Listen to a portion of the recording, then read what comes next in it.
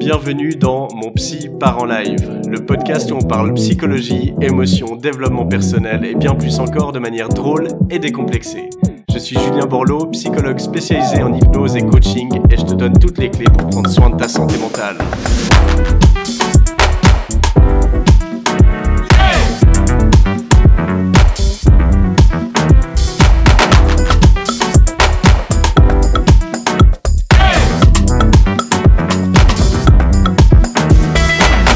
Bonjour à toutes et à tous, bienvenue dans ce nouvel épisode de mon podcast Mon Psy part en live. Je suis Julien Borloo, psychologue installé à Lausanne en Suisse.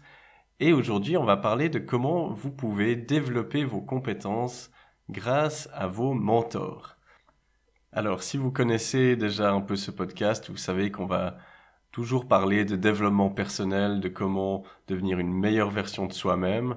Si vous êtes nouveau sur le podcast, eh bien, bienvenue.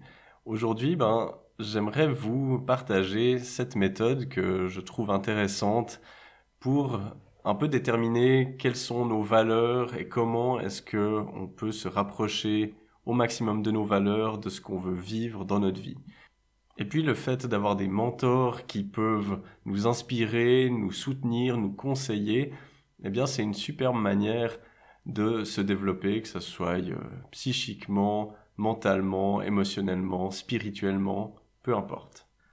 En effet, on a tous des mentors, on a grandi avec des mentors. Quand on est jeune, c'est souvent des sportifs de haut niveau, ça peut être des chanteurs, des acteurs, actrices sportives, etc. On est d'accord. Et puis, c'est des personnes qu'on va mettre en poster dans notre chambre.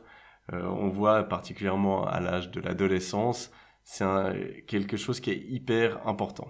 Parce que c'est aussi un moment de la vie où on se détache un petit peu de nos parents, où dans l'enfance, nos parents, souvent, c'est Dieu sur terre, c'est nos idoles, nos héros. Et puis, à l'adolescence, il y a un phénomène de détachement où on va davantage investir nos pairs, donc nos camarades de classe, nos amis, et on va aussi chercher d'autres figures d'attachement ou d'autres modèles. Alors, ça peut être des fois difficile à vivre pour les parents, mais c'est un processus tout à fait normal. Et puis, parfois, on a tendance à oublier en fait cette compétence. On a tendance à oublier à quel point ça peut être utile d'avoir d'autres points de référence. Et donc, moi, ce que je vous propose dans cet épisode, c'est d'analyser. Je vais vous donner des pistes sur comment analyser comment et pourquoi est-ce que vos différents mentors ont eu un impact dans votre vie, donc les mentors du passé, et puis ça vous permettra de découvrir quelles sont les valeurs fondamentales que vous souhaitez suivre, ainsi que les compétences clés que vous aimeriez développer. Parce que on va regarder les mentors du passé, puis on va aussi réfléchir à peut-être trouver d'autres mentors qui, aujourd'hui, là où vous en êtes dans votre parcours de vie, pourraient être des ressources pour vous guider. Et vous me connaissez, dans ces épisodes, j'ai toujours envie de vous guider dans des exercices pratiques de réflexion et d'action, parce que pour moi, le plus grand biais du développement personnel, c'est qu'on se contente d'ingurgiter de l'information sans vraiment faire le travail à l'intérieur. Et c'est pourquoi j'insiste autant dans ce podcast comme dans mes accompagnements, sur le fait de vraiment mettre en pratique, de vraiment entamer ces réflexions, parce que sinon, le travail intérieur ne se fait pas. Donc la première question, c'est qui sont vos mentors ? J'aimerais vous proposer de prendre quelques minutes pour réfléchir aux personnes que vous admirez particulièrement et qui ont influencé votre vie. Donc que vous admirez toujours ou que vous avez admiré par le passé. Vous pouvez penser à toutes vos connaissances, les personnes que vous avez côtoyées, ça peut être de la famille, des amis, des collègues, des partenaires amoureux, et noter leurs noms sur une feuille. Vous pouvez ensuite élargir cette réflexion et penser à toutes les personnes que vous n'avez jamais rencontrées, mais qui vous ont influencé. Donc ça peut être un acteur, un philosophe, un écrivain, un personnage politique, pourquoi pas, un sportif d'élite, un chanteur, ou autre. Et puis, vous pouvez constituer une liste qui va de 3 à 5 noms, c'est déjà super. Alors, si je vous donne mon exemple, moi, mes modèles, en grandissant, c'était essentiellement des joueurs de basket. Mais c'était intéressant de voir que, alors oui, bien sûr, j'avais le poster de Jordan dans ma chambre. Je pense que c'était un devoir. Mais eh ben, j'avais d'autres idoles aussi. Il y avait Vince Carter, Allen Iverson, qui étaient des joueurs aussi de basket.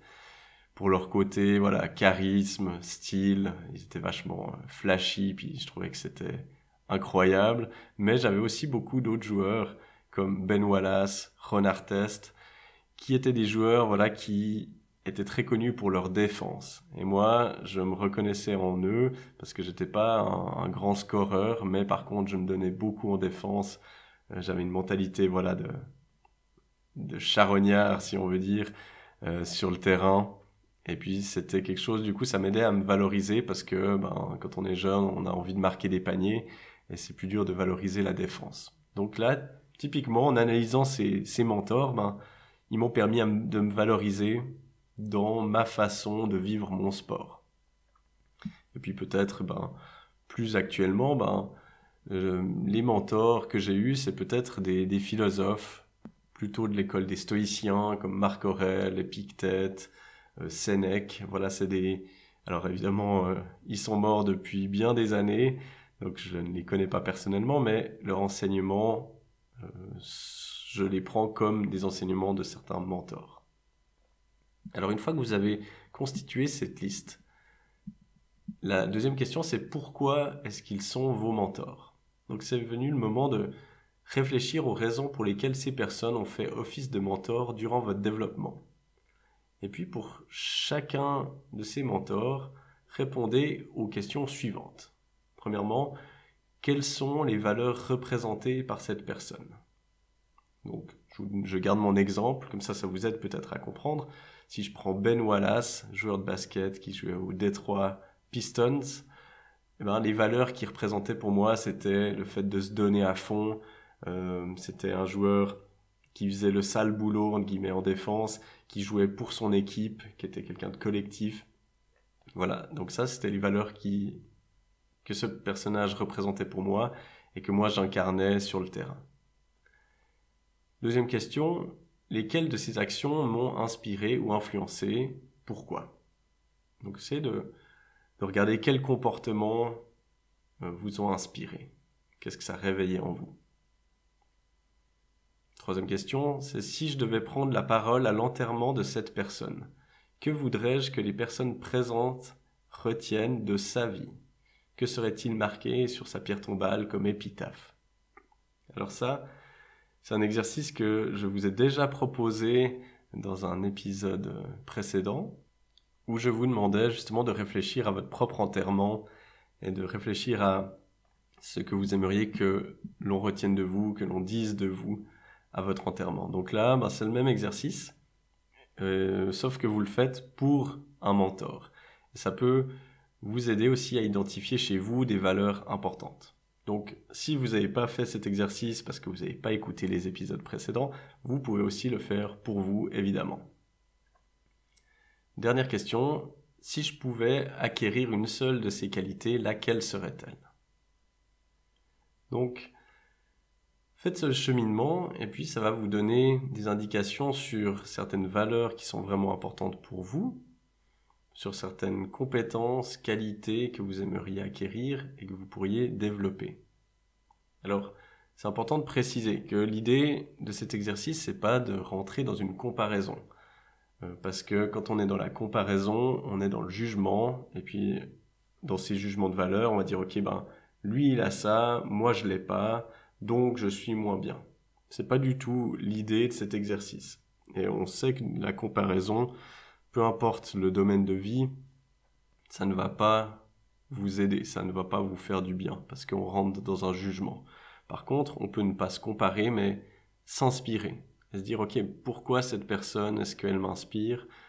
Pourquoi est-ce que je l'admire? Et puis plutôt qu'on se juge par rapport à elle, on peut juste se dire, ok, je vais essayer de développer ces compétences à mon niveau, parce que si je reprends l'exemple de Ben Wallace, je sais plus combien il mesurait, mais disons qu'il faisait 2 mètres, 2 mètres 5, c'était une armoire à glace, voilà, jamais je ferais 2 mètres 5. Je fais 1 mètre 83, c'est comme ça va pas changer. Par contre, je peux acquérir d'autres compétences que cette personne avait. Alors, maintenant que vous avez clarifié les raisons pour lesquelles vous admiriez vos mentors et pourquoi ces derniers ont eu une influence sur votre vie, eh bien, c'est nécessaire justement de faire ce processus de comparaison avec vous-même en répondant aux questions suivantes. Alors là, à nouveau, je viens de le préciser, c'est pas une comparaison en termes de jugement de valeur, ça sera une comparaison pour déterminer est-ce que je suis aligné avec ce que je veux dans ma vie ou pas. Donc les questions qu'il faut que vous vous posiez, c'est est-ce que mes valeurs sont alignées avec celles représentées par mes mentors? Deuxième question, est-ce que mes actions sont alignées avec mes propres valeurs? Alors il y a de bonnes chances pour qu'elles soient similaires. Troisième question, si je mourais aujourd'hui, que voudrais-je que les personnes disent de moi à mon enterrement? Donc là, on reprend l'exercice d'avant, mais vous l'appliquez pour vous-même. Donc j'insiste, je le répète, cette comparaison, elle ne doit pas être en termes de performance, elle doit être en termes de valeur. Parce que le seul moyen de réussir sa vie, entre guillemets, eh bien, c'est d'agir toujours en fonction de nos valeurs. Et puis qu'on soit PDG, SDF, qu'on soit millionnaire, pauvre, grand, petit, qu'on soit célibataire, en couple, peu importe. Eh bien, tant qu'on a suivi nos valeurs, qu'on a agi en fonction d'elles et qu'on les a respectées durant notre vie, eh bien, notre vie est réussie. Donc cette étape de remise en question est très importante, car elle vous permettra de voir à quel point vos valeurs et actions sont proches de celles de vos mentors. Si vous constatez un grand décalage, eh bien, il est probable que vous puissiez améliorer votre situation en cherchant à réduire cet écart. Dans ce cas, vous pouvez vous demander, ok, quelles actions est-ce que je peux entreprendre afin de me rapprocher de celles de mes mentors? Quelles actions dois-je prendre pour être plus aligné avec mes valeurs? Et pour finir, vous pouvez retourner à la liste des qualités remarquées chez vos mentors que vous souhaitez acquérir. Et pour chaque qualité, vous inscrivez 3 actions que vous pourriez entreprendre dès à présent pour développer cette qualité.